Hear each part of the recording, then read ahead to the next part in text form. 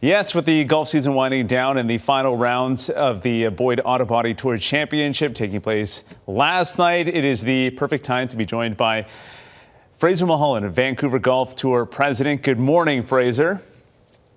Morning, Asa. How are you today? Doing well, thanks, and looking forward to chatting with you. It was the final official events of the year, wrapping up a season of 24 events before we get to the awards handed out last night. Let's start with the competition. How did the final round play out? Well, other than getting a little bit of rain yesterday, unfortunately, we had a great couple of days. You know, the golf course, Meadow Gardens, is in fantastic shape. So huge shout out to Meadow Gardens staff, their superintendent, and their whole crew for welcoming us on numerous occasions this year. But we had a good battle that came right down to the wire in our professional side of it for the overall championship. And it was Vernon's Bryce Barker who capped off the 2 days with a 7-under par 2-day total.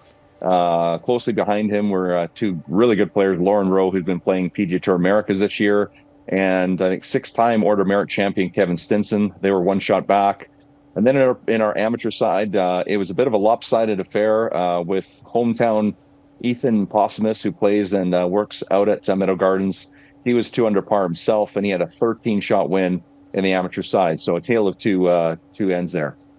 All right, the awards then. They were handed out last night as well. The biggest young homegrown star, though, Iliri Nzali, wasn't in town to collect his hardware. We've done stories on him. Jay, I know, did a story on him in the past. So where was he? Yeah, Ilrian unfortunately couldn't make it to our final event, but for good reason. He was off to Europe in Sweden, where he was playing in the first stage of DP World Qualifying School, which is the European Tour. And boy, he had to battle hard in his last 2 rounds. He shot 69 and 68 his last 2 rounds, birdied 3 of his last 5 holes to get through on the number and get into second stage. He has had an impressive year this year, 7 wins on the Vancouver Golf Tour, plus winning an event out in Alberta. He has crushed the season-long earnings title, which was previously held by Nick Taylor, now on the PGA Tour. He's having a fantastic year, and we're very proud to see him move on to second stage. Yeah, what's the ceiling for this kid? Obviously, we've been following him for the last couple of years, but it doesn't look like he's slowing down. He's been incredible. Yeah, since turning pro almost 4 years ago, he was Rookie of the Year first year, Player of the Year second year, Player of the Year again this year. 14 wins in the scale of 4 years. Very impressive. You know, he's got that tenacity. He's got that will to know how to win. He is not the longest of players, but long enough, I believe, to perform out there. A short game that you die for. He just knows how to get the ball in the hole. He's got that competitive spirit.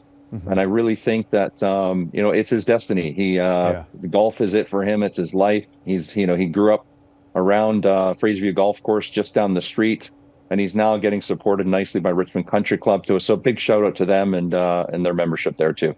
Yeah, mental side of it too, just as such a poised player. A big part of the event over the last couple of days, though, is the fundraising part, obviously. So why is it so important for the Vancouver Golf Tour?